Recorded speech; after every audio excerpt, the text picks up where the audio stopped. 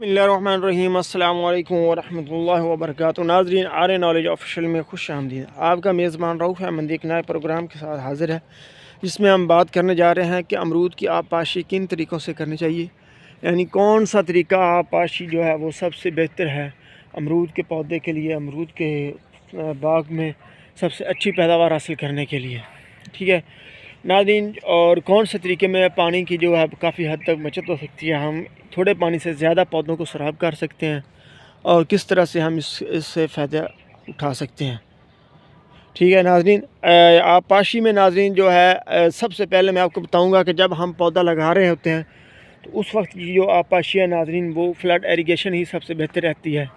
यह अगर आपके पास फ्लड इरिगेशन का नहीं है तो आप कम से कम एक पौधा जब आप लगाते हैं उसको इतना पानी दें कि अगर आपने सही तरीके मुताबिक जो गड्ढे को खोदा था, यानी 3 मका फुट के हिसाब से, यानी 3 फुट लंबा और 3 फुट चौड़ा और 3 फुट गहरा, अगर आपने वो गड्ढा खोद के जिस तरह से गड्ढे को फिर दोबारा भरा और किया तो नाज़रीन आपको कम से कम 50 से 60 लीटर पानी जो पहली दफ़ा जब एक पौधा लगाएंगे तो आप उसको देंगे, ताकि नाज़रीन उसकी मिट्टी जो है वो अच्छी तरह बैठ जाए, उसमें से जो मिट्टी में हवा वगैरह है वो भी खारिज हो जाए। ठीक है, और आपके पौधे की जड़ें जम जाएं। ठीक है, जहाँ उसने बैठना वो अपनी मुकम्मल सही जगह पे एक ऐसे ही फिट हो जाए। तो इसलिए क्योंकि इस तरीके में जो जब पौधा पहले लगाते हैं तो उस वक्त ड्रिप इरिगेशन या कोई और स्पार्कल इरिगेशन और स्प्रिंकल है, कोई भी आप वो तरीका वो इतना कामयाब नहीं है, क्योंकि उसमें थोड़ी बहुत हवा रह जाती है ज़मीन में, जो कि पौधे की बढ़ोतरी को नुकसान देती है। ठीक, पहले अगर आपने वाटर इरिगेशन वो कर दी है, ठीक है, फ्लड इरिगेशन कर लिया या कैनों की मदद से भर के आपने पौधे को लगा दिया है। ठीक है, अब मरहले आते हैं दूसरे के आगे। दूसरों मरहलों में नाज़रीन हम जो आमतौर पर आबपाशी करते हैं वो करते हैं खेलियों की मदद से। ये देखें नाज़रीन, ये आपको सिट्रस के बाग में खेलियाँ नज़र आ रही हैं। ठीक है, इस तरह के आपके पौधों के मुड्डों को मिट्टी लगाई, जिस तरह ये देखें सिट्रस के पौधों को मैंने मिट्टी लगाई हुई है। ठीक है, और एक इधर है और दूसरी वो सामने आपको नज़र आ रही है, उसमें इस तरह से पानी जाता है पौधों को, ये लाइनों के साथ ये इरिगेशन हो जाती है। दूसरा तरीका है नाज़रीन कि ये जो मिट्टी है, जहाँ पर मुड्डों के साथ मिट्टी लगी है, इसके मुड्डों के इर्द गिर्द दो बन जाती हैं बनने, यानी मिट्टी लगा दी जाती है, और मुड के इस तरह भी एक छोटी सी खाली होती है, दूसरी भी छोटी तरफ से छोटी सी खाली होती है, और पौधे के दोनों तरफ से ये खालियों में पानी लगता है और पौधे के तने के साथ पानी नहीं टकराने लगता। नाज़रीन यह बेहतरीन तरीका है कि पौधे के तने के साथ पानी नहीं लगाना चाहिए।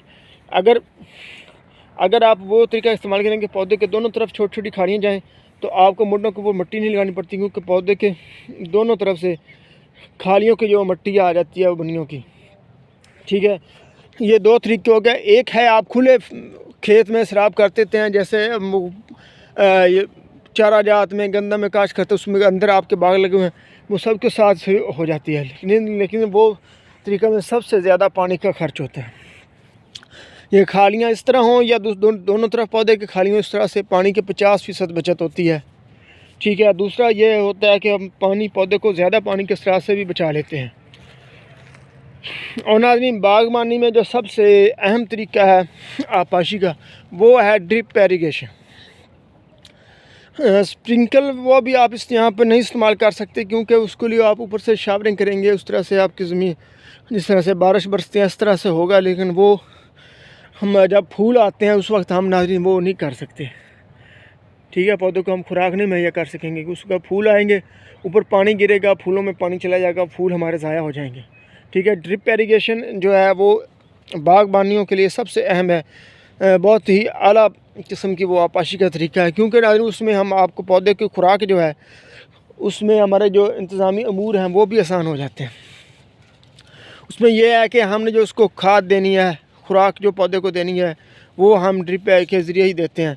ठीक है, हम एक ही जगह बैठते हैं, वो निकालते हैं, 5 से 7 मिनट लगते हैं, पानी में हल करते हैं और उसमें डाल देते हैं, ड्रिप इरिगेशन चला देते हैं। 15 मिनटों में वो सारे पौधों तक वो मुनासिब मकदार में एक ही जैसी यानी पहुंच जाती है। दूसरा नाज़रीन खुश खादों के आपस में रिएक्शन होते हैं। ठीक है।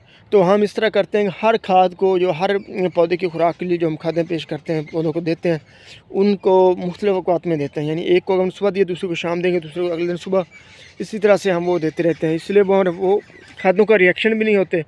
तीसरा नतीजा, जो पानी में हल होकर हम खुराक पौधों को देते हैं सुबह शाम, वो पौधों के ऊपर ज़्यादा असरअंदाज होती हैं, क्योंकि उस पौधे को मुनासिब मकदार में ज़्यादा देर तक ज़्यादा खुराक मिलती है। ठीक है। और दूसरा नाज़रीन, ये जो फ्लड एरीगेशन आप देख सकते हैं यहाँ पे खालियाँ का से की जाती है। ये आपको वीड्स कितनी जड़ी बूटियाँ नज़र आ रही हैं। ठीक है नाज़रीन, उसमें ये भी नहीं होता। पौधे के नीचे हमने यहाँ पे रखी होती है ड्रिप एरीगेशन, यहाँ से यहाँ। ठीक है, ऊपर से पौधे का साया होता है, पौधे के साया फिर दूसरा ड्रिप एरीगेशन में हम जो ऊपर से मेल्च भी डालते हैं ताकि इसकी नमी का देर तक हम स्टोर कर सकें। ठीक है, जल्दी खुश्क भी नहीं हो, ताकि उसकी नमी को हम महफूज कर सकें। तो नाज़रीन, इसकी जो वीड्स होती हैं वो भी नहीं होती, इसलिए हमको बार बार गोडी भी नहीं करनी पड़ती। ठीक है, अब इसके साथ हमारा प्रोग्राम को पहुँचा। अपनी दुआ में याद रखिएगा। पाकिस्तान जिंदाबाद।